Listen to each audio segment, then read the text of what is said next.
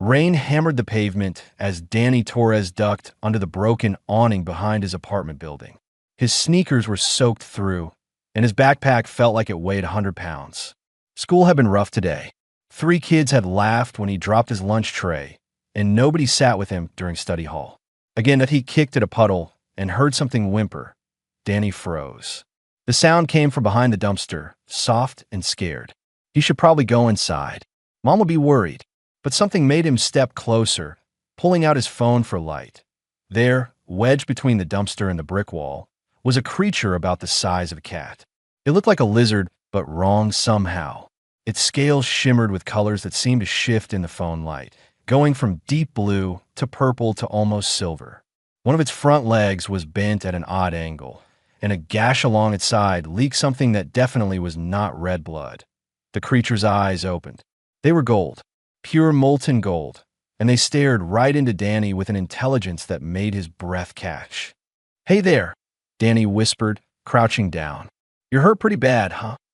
The creature tried to scramble away, but collapsed with another whimper.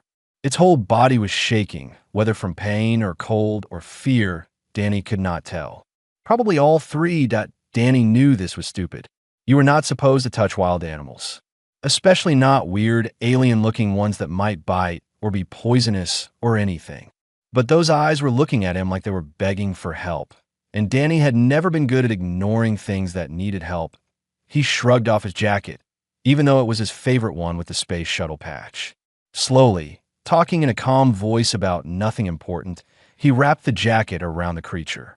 It tensed, but did not fight him. Up close, he could see it was breathing fast, its chest rising and falling like a tiny bellows. "I'm going to take you upstairs, okay? Get you warm and see what I could do about that leg." The creature made a sound that was almost like a sigh. Danny's apartment was on the 3rd floor, and he had never been more grateful that the elevator was working. He held the bundle close to his chest, feeling the creature's heartbeat racing against his ribs. Mrs. Patterson from 3B got on at the 2nd floor and gave him a strange look. "Laundry," Danny said quickly, holding up the jacket bundle. She sniffed and got off without another word. His mom was not home yet. She worked late shifts at the hospital most nights. Danny had maybe 2 hours before she got back. He carried the creature straight to his bedroom and closed the door. The jacket fell away as he set it down on his bed, and the creature tried to crawl under his pillow. Danny gently stopped it and turned on his desk lamp for better light. Now, he could really see it. For legs, a long tail, wings that were folded tight against its back and looked kind of crumpled. Its scales were beautiful when they caught the light, like someone had made a lizard out of opals and dreams. "Okay, buddy, let's see what we're working with." Danny had taken a first aid course last summer at the community center. It was meant for humans, but basic stuff was basic stuff, right? He grabbed his first aid kit from the bathroom and some clean towels. The creature watched him with those unsettling gold eyes, but stayed still. The gash was not as bad as he thought once he cleaned away the weird silvery blood. It was shallow, more like a scrape. He used antiseptic wipes, and the creature hissed but did not pull away. The leg was trickier. Danny could not tell if it was broken or just sprained. He made a gentle splint using popsicle sticks and medical tape, working as carefully as he could. "There," he said when he finished. Not exactly professional, but it's something. He filled a bowl with water and set it on the bed. The creature sniffed it, then drank like it had been dying of thirst. Danny raided the kitchen and came back with leftover rotisserie chicken. He tore off small pieces and offered them one at a time. The creature ate delicately, taking the chicken from his fingers with surprising gentleness. Between bites, it kept looking at Danny like it was trying to figure him out. "You're pretty smart, aren't you?" Danny said. "I bet you understand way more than a regular lizard would." As if in answer, the creature bobbed its head once. Danny laughed. "Okay, that's weird. Good weird, but weird." He thought for a moment. "I can't keep calling you creature or it. You need a name." He studied the iridescent scales, the golden eyes, the way it held itself with a kind of dignity despite being hurt and scared. "How about Buddy? Simple, but it fits." The creature tilted its head, considering, then made a sound that was almost like a purr. "Buddy it is." Danny made a nest out of his extra blankets in the corner of his room, piling them up soft and warm. He carefully lifted Buddy and set him in the middle. The creature circled once, twice, then settled down with what sounded like a contented sigh. You stay here and rest. I'll figure out what to do tomorrow. Maybe there's a vet who knows about exotic animals or something. Danny did his homework sitting on the floor next to the blanket nest. Every few minutes, he would look over and find Buddy watching him with those strange golden eyes. It should have been creepy, but somehow it was not. It felt almost like having a friend in the room. When his mom texted that she would be extra late, Danny changed into his pajamas and climbed into bed. He left the desk lamp on, just a soft glow so Buddy would not be scared in the dark. He was almost asleep when he felt movement on the bed. Buddy had climbed up, dragging the splinted leg, and was curling into a ball against Danny's chest. The creature was warm, warmer than any reptile should be, and that purring sound rumbled through them both. Danny carefully put one arm around Buddy. It's okay. You're safe now. I promise. Outside, somewhere in the city, ships were moving in the sky. Important people were having urgent meetings. But in a small bedroom on the 3rd floor, a lonely human kid and a terrified dragon prince fell asleep together, neither knowing how much they had just changed everything. 3 days had passed, and Danny was pretty sure he was losing his mind. In a good way, but still, Buddy was not a normal animal. That much was obvious. On the first morning, Danny woke up to find his math homework completed. Not just completed, but perfect, with steps shown in a handwriting that looked like scratches, but was somehow readable. The creature sat on his desk, looking incredibly pleased with itself. Did you do my homework? Danny asked. Buddy nodded. Can you understand everything I say? Another nod. Are you from space? Buddy hesitated, then nodded again, more slowly this time. Danny sat down hard on his bed. Okay, that's cool. That's completely insane, but cool. He looked at the dragon lizard thing that had taken over his bedroom. Are you dangerous? Buddy made a snorting sound that might have been a laugh and shook his head. Then he limped over on his healing leg and bumped his head against Danny's hand like a cat asking for pets. Right? Dangerous things probably don't ask for head scratches. Keeping Buddy's secret was harder than Danny expected. His mom almost found out twice. Once when she came home early and Danny had to shove Buddy into his closet with a mouthful of pizza. The second time when she noticed the chicken kept disappearing from the fridge. Are you going through a growth spurt? She asked. Suspicious. Maybe, Danny said. I've been really hungry lately. She felt his forehead for fever and made him promise to tell her if he felt sick. School was easier now, though. Danny did not feel so alone anymore. He knew that when he got home, Buddy would be waiting. Sometimes the creature would have his room cleaned up. Other times, Buddy would have dragged every book Danny owned into a pile and would be lying on top of them like a dragon on a horde. You really like books, huh? Danny asked on the 4th day. Buddy chirped happily and pointed at the tablet Danny used for homework. You want to watch something? The creature nodded eagerly.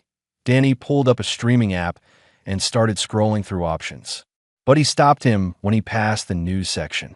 Specifically, news about the Galactic Council Summit happening in the city. You want to watch news? Seriously? Buddy's golden eyes were intense, focused completely on the screen. Danny shrugged and put it on. The reporter talked about trade agreements and diplomatic relations with alien species. Danny found it pretty boring, but Buddy watched like his life depended on it. When it showed footage of the alien delegates arriving at the summit building, Buddy made a sound like a whimper. Hey, what's wrong? The creature pointed at the screen with one claw. The camera was showing a group of aliens that looked almost like bigger versions of Buddy. They had the same shimmering scales, the same wings, the same proud way of holding themselves. The reporter called them the Dracer delegation. Are those your people? Danny asked quietly. Buddy nodded, but he was shaking again like he had been that first night. Why aren't you with them? Did you get lost? The creature seemed to struggle with how to answer. Finally, he grabbed a marker in his mouth and awkwardly drew on some scrap paper. It took a while, but Danny started to understand. Buddy drew stick figures of the dragon people, then drew one smaller one separate from the others. That small one was running away from something Danny could not quite make out. You ran away from them? Why? Buddy drew what might have been a knife or a weapon. Then he crossed out one of the stick figures that Danny's stomach went cold. Someone tried to hurt you? Someone from your own people? Buddy nodded miserably. And you don't know who you can trust. Another nod. Danny reached out and gently stroked the scales on Buddy's head. They were smooth and warm under his fingers. That's why you stayed hidden even though you probably could have gotten help. You didn't know if the help would be real or a trap. Buddy leaned into the touch, making that purring sound again. Well, you're safe here. I don't care if you're an alien prince or whatever. You're my friend, and I'm not letting anything happen to you. That night, Danny could not sleep. He kept thinking about what Buddy had drawn, about the idea that someone had tried to hurt him badly enough that he ran away and hid as something small and vulnerable. What kind of person would do that? He got up and found Buddy curled in the blanket nest, eyes open and gleaming in the dark. Can't sleep either. Buddy made a soft, questioning sound. Danny climbed into the nest with him, squishing the blankets around them both. I was thinking about my dad. He's deployed overseas right now. Military stuff. He's been gone 8 months, and I miss him a lot. He picked at a loose thread on the blanket. Mom works all the time because the bills are hard with just her income. I don't have many friends at school. I guess I've been pretty lonely. Buddy shifted closer, resting his head on Danny's leg. But then I found you. Or you found me. Either way, I'm glad. Danny scratched behind what might have been Buddy's ears. I know you're probably important to your people. Someone's probably looking for you. And I know you can't stay hidden forever. Buddy made a sad sound. But for now, you're here, and I'm here, and we're friends. That count for something, right? The creature looked up at him with those impossible golden eyes and nodded firmly. They fell asleep like that, two lonely souls who had found each other by accident in a rainy alley behind a dumpster. Danny dreamed of flying through stars on dragon wings. Buddy dreamed of a friend who asked for nothing, but offered everything. Neither of them heard the conversation happening 12 blocks away in a secured conference room, where Commander Roth of the Dracer Royal Guard was losing his patience. The prince has been missing for 4 days. For days. We need to expand the search parameters and risk exposing the situation to humans who are not ready for the full truth. High Chancellor Voss shook his head. We must be cautious. Cautious. Roth's scales flared with anger. The heir to the throne is missing on an alien world, possibly injured, and you want cautious? Ambassador Lyra stepped between them. We have traced faint energy signatures to a residential area. We should investigate tomorrow, quietly. If the prince is there, we will find him. Roth wanted to argue more, but bit back his words. Tomorrow. They would search tomorrow. He only hoped they were not already too late. Danny was halfway through a sandwich when his mom screamed. He dropped the food and ran to the living room. His mom stood frozen by the door, hands up like she was surrendering. 3 aliens filled the small space, and they were massive. Each stood nearly 7 feet tall, covered in scales that shimmered bronze and silver. They wore armor that looked like it was made from starlight and carried weapons that hummed with energy. Mom! Danny pushed past her, putting himself between the aliens and his mother, even though he was shaking. The lead alien, whose scales were darker than the others, looked down at him. When he spoke, his voice came through a device on his chest that translated to English. Stand aside, human child. We are searching for someone very important. Get out of our home. Danny's mom found her voice. I'm calling the police. That will not be necessary, Dr. Torres. The alien knew her name. We mean no harm. We are the Dracer Royal Guard, and we are looking for Prince Talon of House Dracer. Our readings indicate his presence in this building. Danny's heart hammered. Buddy. They were looking for Buddy. A sound came from the bedroom. All 3 guards spun toward it, weapons rising. Danny ran, getting there first and slamming the door open. Buddy stood in the middle of the room, except he was not small anymore. He had grown to about the size of a large dog, his wings spread wide, and his scales blazed with colors that hurt to look at. His golden eyes locked onto the guards with an intensity that made the air feel heavy. The guards dropped to one knee immediately. The lead guard's voice was thick with emotion. Your Highness, thank the stars we found you. Buddy, Danny whispered. The dragon turned those golden eyes to Danny, and something in them was pleading. His name, the guard said, standing slowly, is Prince Talon only heir to the Dracer Empire and future ruler of 7-star systems. Danny's mom made a sound like all the air had left her lungs. Buddy, or Talon, or whoever he really was, moved to stand between Danny and the guards. He made a series of sounds, clicks and chirps, and something that rumbled like thunder. The lead guard's face went through several expressions. The prince says he will not return with us unless the human boy accompanies him. What? No, absolutely not. Danny's mom grabbed his shoulder. You're not going anywhere with aliens. We just met. Talon made more sounds, more insistent this time. The guard looked uncomfortable. The prince says to tell you that this boy, Danny Torres, saved his life when he was injured and alone. He says Danny showed him kindness when his own people might include those who wish him dead. The room went very quiet. Explain, Danny's mom said, her nurse voice coming out, the one she used when she wanted straight answers. The guard's name was Roth, and he told them everything. Prince Talon had been part of a diplomatic delegation to Earth. On the third night of the summit, he had overheard 2 members of his own staff discussing an assassination plot. They planned to kill him during the final ceremony and make it look like a human attack, which would destroy Earth's chances of joining the Galactic Council. Talon had panicked. He did not know who he could trust in his own delegation.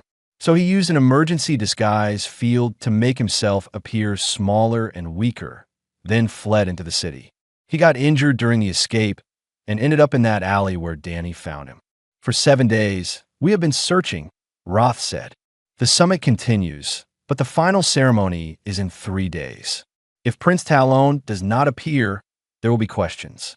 And if the assassins realize he is still alive and knows their plan, they may act sooner. So what do you want from us? Danny asked. The prince trusts you. He says you are his friend, not because of who he is, but because of who you are. Roth looked at Danny with something like respect. He wants you present when he returns to the summit, as his official companion and guard. He's 10 years old. Danny's mom objected. Talon made a sharp sound and tapped Danny's chest with one claw, then tapped his own chest.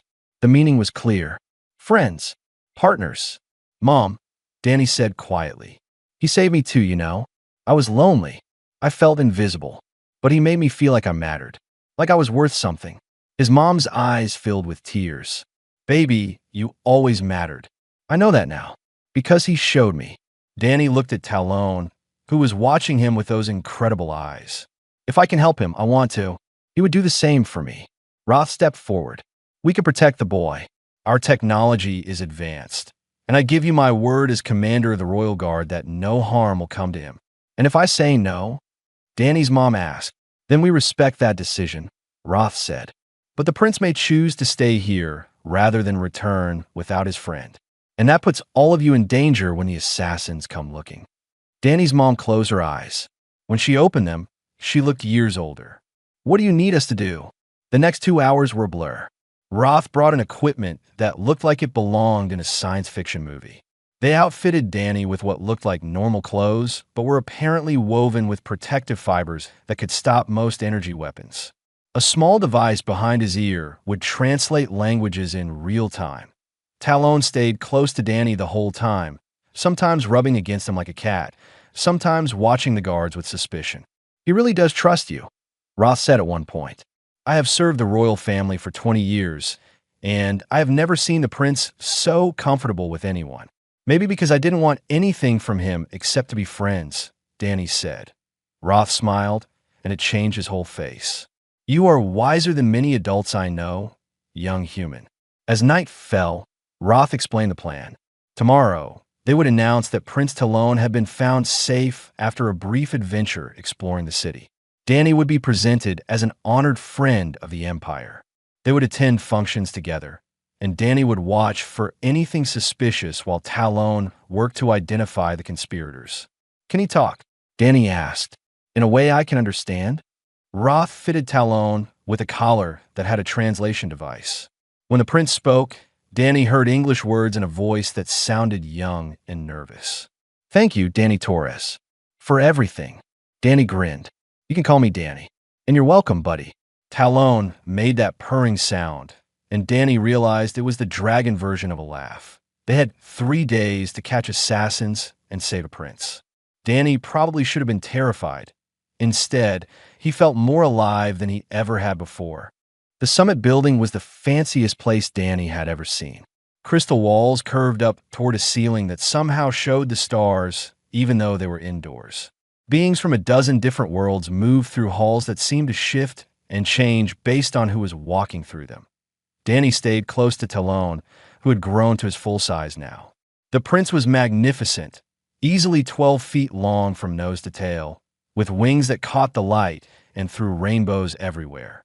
His scales shifted between bronze and gold, and his eyes blazed like twin suns.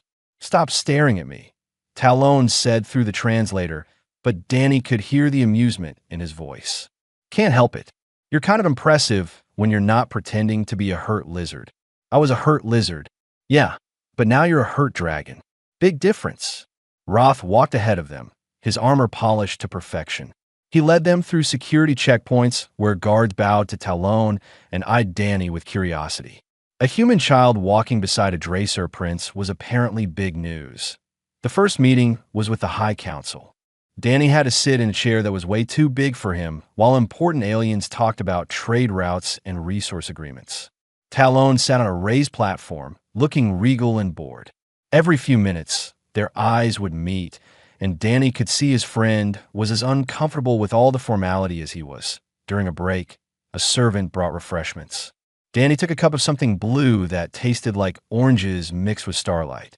Talon leaned down and whispered, "Watch the tall one in the corner, the one with the gray scales." Danny looked without being obvious. A Dracer diplomat stood talking with two other aliens. He kept glancing at Talon when he thought no one was looking. "Who is he?" "High Chancellor Voss. He has been with my family since before I was born. Very trusted." Talon's voice dropped lower. "Or he was. I think he was one of the voices I heard that night." "You think or you know?" "I cannot be certain. The voices were distorted. But something about the way he moves makes my scales itch." Danny filed that information away. They had learned in school that you could not accuse someone without proof. Apparently, that was true in space politics too. The afternoon brought a formal dinner. Danny sat at a table with beings who had tentacles, beings who glowed, beings who looked almost human except for their purple skin. They asked him questions about Earth, about how he met Talon, about what it was like to be so young and so far from home. "I am far from home," Danny said carefully, remembering what Roth had coached him to say. "But I am with my friend, so I'm not alone." The aliens seemed to like that answer. One of them, an ambassador from a water world, smiled with way too many teeth. "The humans have a saying, yes? A friend in need is a friend indeed." Something like that. Danny agreed, but he noticed Talon watching him from the main table where the prince sat with other royalty. There was pride in those golden eyes and something else. Relief, maybe. Like Talon had been worried Danny would mess up or be scared, and was happy to be proven wrong. After dinner, Roth took them to the quarters assigned to the Dracer delegation. The rooms were huge, with ceilings high enough for Talon to fly if he wanted. Danny's room connected to Talon's through a door that the prince insisted stay open. "Tomorrow is the big ceremony," Talon said, settling onto a platform designed for Dracer sleeping. "The one where all the trade agreements get signed. The one where someone's going to try to kill you." "Yes, that one." Danny sat cross-legged on his bed, which was extremely soft and smelled like flowers that did not exist on Earth. "We need proof. We need to figure out who's behind this and catch them in the act. Roth has increased security. Every delegate has been screened, but the assassins could be anyone. They could use technology we have not seen before." "What did you hear that night?" "Exactly." Talon closed his eyes, remembering. Two voices. They spoke in Old Dracer, the formal kind used in courts. One said the young prince was a weakness, that his death would allow stronger leadership. The other agreed and mentioned a device that would make it look natural. Like a medical failure. "What kind of device?" "I do not know. I ran before I heard more." Danny thought hard. A device that could kill a Dracer prince and make it look natural. The meant it had to be something medical, something that would not leave obvious signs of murder. And it had to be delivered during the ceremony when everyone was watching. "Where will you be during the ceremony?" "Like exactly where?" "On the central platform." I give a speech welcoming Earth to the Galactic Council. Then my parents, the Emperor and Empress, make it official. Will you be eating or drinking anything? There is a ceremonial drink. All the royals share it. Danny sat up straighter. That could be it. Poison in the drink. The drink is prepared in front of everyone. It would be impossible to poison without being seen. Then not poison. Something else. Something in the cup itself, maybe? Or something that activates when you drink it. Talon's eyes widened. A neural disruptor, small enough to hide in the rim of a cup. When it touches Dracer saliva, it releases an energy pulse directly into the brain. Death appears to be a sudden medical event. Can Roth scan for something like that? Yes, but it would cause alarm. If the assassins know we are looking, they may change their plan or disappear. Danny chewed his lip, thinking, what if we let them try? But we're ready for it. Roth scans the cups right before the ceremony, swaps out anything suspicious. The assassins think their plan is working, but it fails. Then when they react, we see who they are. Talon made a sound that might have been approval. That is clever. Dangerous, but clever. Everything about this is dangerous. At least this way we control it. They talked late into the night, planning and preparing. Roth joined them and agreed to the plan, though he looked unhappy about using the prince as bait. But Talon was insistent, and eventually the commander agreed. As Danny finally drifted off to sleep, he heard Talon moving around in the next room. The dragon came and curled up on the floor beside Danny's bed, just like he had done when he was small and hurt. I'm glad you found me, Talon said quietly. Me too, buddy. Me too. Outside, High Chancellor Voss stood on a balcony overlooking the city. His communication device buzzed. Is everything ready? He asked. Yes, Chancellor. The device is in place. During the ceremony, the young prince will die, and you will finally have the power you deserve. Voss smiled in the darkness. Good. Very good. He did not notice the small recording device hidden in the shadows, placed there by Ambassador Lyra, who was not at all what she seemed. Danny woke to chaos. Alarms blared through the summit building. Roth burst into the room, his armor already activated and glowing with defensive energy. Everyone up. We have a situation. Talon was on his feet instantly, wings spread, ready to fight or fly. Danny scrambled out of bed, his heart pounding. What happened? Someone tried to access the ceremonial chamber during the night. Security caught them, but they escaped. Roth checked his wrist device. The ceremony is in 4 hours. We need to move now. The hallways were full of guards and panicked delegates. Danny stuck close to Talon as they moved through the crowd. He saw High Chancellor Voss near the main chamber, talking urgently with other Dracer officials. The Chancellor looked worried, but something about his worry seemed fake to Danny. Like he was acting. Roth, Danny whispered. Is Ambassador Lyra here? She should be in the security wing. Why? I need to talk to her. It's important. Talon looked at Danny with those knowing eyes. Trust him, Roth. Danny sees things we miss. The commander nodded and led them through a side passage to a quieter area. Ambassador Lyra was reviewing footage on a dozen floating screens. When she saw them, she dismissed the screens with a wave. Prince Talon, I'm glad you are safe. Are you really an ambassador? Danny asked bluntly. Lyra smiled, and it was not a diplomatic smile. It was sharp and dangerous. I am many things, young human. What makes you ask? Because ambassadors don't usually plant listening devices on balconies where suspicious people have private conversations. Roth's hand went to his weapon, but Lyra held up a hand. Peace, Commander. The boy is correct. I am not merely an ambassador. I work for Imperial Intelligence, sent to investigate corruption within the delegation. You have been spying on us. Roth demanded. I have been protecting the prince. Someone had to. She pulled up a recording on one of her screens. Last night, I captured this. They listened to Voss's conversation, his plan to kill Talon during the ceremony. Danny felt sick hearing how casually the Chancellor talked about murder. Talon's scales darkened with anger. This is enough to arrest him, Roth said. No, Talon's voice was firm. If we arrest him now, we may not find his accomplices. The person he was talking to, the one who placed the device, is still free. The prince is right, Lyra agreed. We need to catch them all. And I believe I know how. She explained that her scans had found a neural disruptor hidden in the ceremonial cup, exactly where Danny had guessed. But there was more. The device had a remote trigger, which meant someone would activate it during the ceremony. We swap the cups, Lyra said. Use a fake that will appear to fail. When the assassin triggers it and nothing happens, they will panic. Then we see who reacts. That puts Talon in danger, Roth objected. Everything puts me in danger, Talon countered. At least this way we end it. Danny had been quiet, thinking, what if we make it even more convincing? What if Talon pretends the device worked? Everyone looked at him. Think about it. Talon drinks from the cup. Then he acts like he's been hit, falls down, looks like he's dying. The assassins think they won. They get confident, maybe sloppy. Then Talon gets back up, and we have them surrounded. That is incredibly risky, Roth said. That is incredibly brilliant, Lyra said at the same time that Talon's eyes gleamed. I like it. But Danny, you need to sell it too. If I fall, you need to react like your best friend just died in front of you. Danny's stomach twisted at the thought. I can do that. I don't want to, but I can. They spent the next 3 hours preparing. Lyra's team swept the ceremonial chamber a dozen times, finding and removing 2 more hidden devices. Roth positioned guards in plain clothes throughout the audience.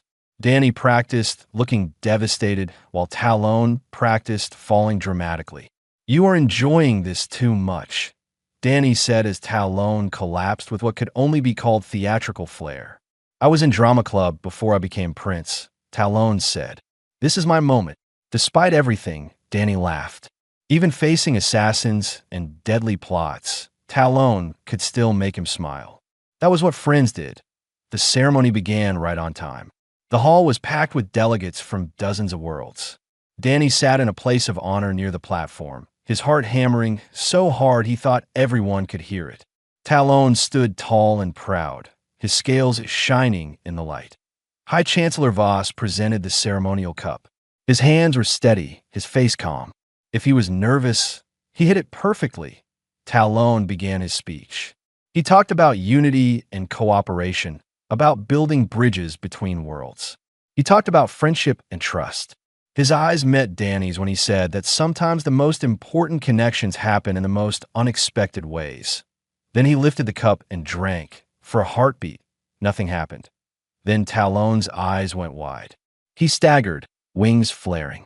The cup fell from his claws and shattered on the floor.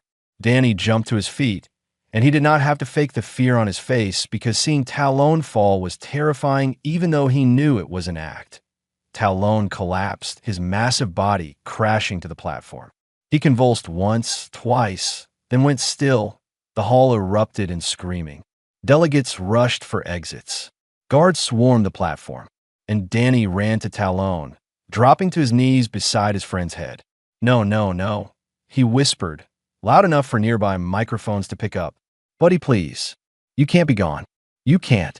Through the chaos, Danny watched faces. Most showed shock and horror, but 2 showed something else. High Chancellor Voss looked satisfied for just a moment before putting on a mask of grief. And a technician near the lighting controls was backing away slowly, hand reaching for something in his pocket. That was when Ambassador Lyra moved. Her guards grabbed Voss and the technician at the same moment. More guards blocked the exits. Roth stood at the center of the platform, and his voice boomed across the hall. Nobody move. This is an Imperial security matter. And Talon opened one golden eye and winked at Danny. Time to finish this. Talon rose slowly, like a mountain coming to life. The hall went silent except for scattered gasps. Danny stepped back, letting his friend have a moment. I am not so easily killed, Talon said, his voice carrying to every corner of the chamber. High Chancellor Voss had gone pale, his scales losing their color. This is impossible. You drank from the cup. The device should have worked. Should have, Lyra said, stepping forward with a small object in her hand. But your neural disruptor was discovered and removed hours ago. What the prince drank was simply ceremonial wine. Quite good, actually. The technician tried to run.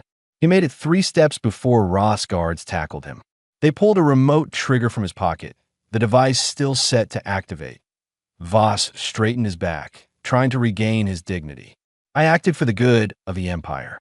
The boy is weak, too soft to rule.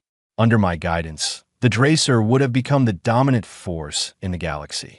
Under your guidance, Talon said quietly, the Dracer would have become tyrants. You wanted power, Chancellor. Not strength, not wisdom, just power. I served your family for decades. I earned the right to shape our future. You earned nothing. A new voice rang out, and everyone turned. Point two Dracer, even larger than Talon, entered the chamber. Their scales shone like molten metal, and their presence made the air feel heavy. The Emperor and Empress had arrived. The Empress spoke first, her voice like silk over steel. High Chancellor Voss, you are hereby stripped of all titles and duties. You will face trial for attempted regicide and conspiracy to commit murder. The Emperor's eyes were the same gold as Talon's, but ancient and fierce. Take him away. Take them both away. Guards dragged Voss and the technician out. The Chancellor was still shouting about destiny and duty, but no one listened anymore. The Empress moved to Talon, and despite her size and power, her touch was gentle as she examined her son. You are well, truly well. I am, Mother. Thanks to many people. Talon looked at Danny, especially one. The Emperor turned his gaze to Danny, and it felt like being studied by the sun. You are the human child who sheltered my son when he was wounded and afraid. Danny's mouth was dry, but he managed to speak. Yes, sir. I mean, Your Majesty. He took a breath. Yes. I found him in an alley. He needed help, and you gave it without knowing who he was or what reward you might gain. I didn't want a reward. I wanted to help a friend. The Emperor studied him for a long moment. Then, impossibly, the massive dragon smiled. You have given me back my son. Twice. First by saving his life, and then by having the courage to help him face his enemies. The Dracer Empire is in your debt, Danny Torres of Earth.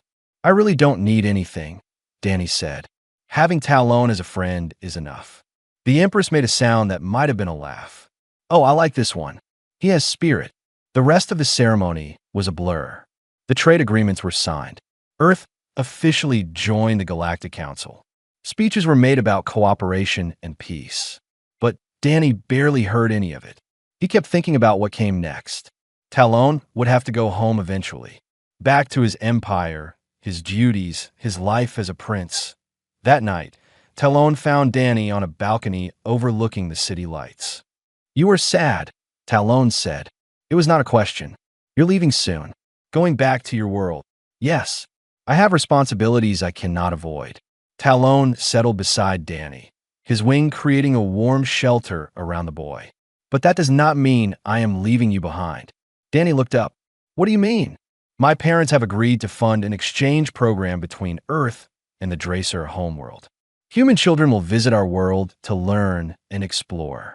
Dracer youth will come here, and the first human to visit will be you, if you want to come. Really? You mean it? I would not lie to my best friend. Talon's eyes gleamed. Besides, someone needs to teach the court that humans are not weak or primitive.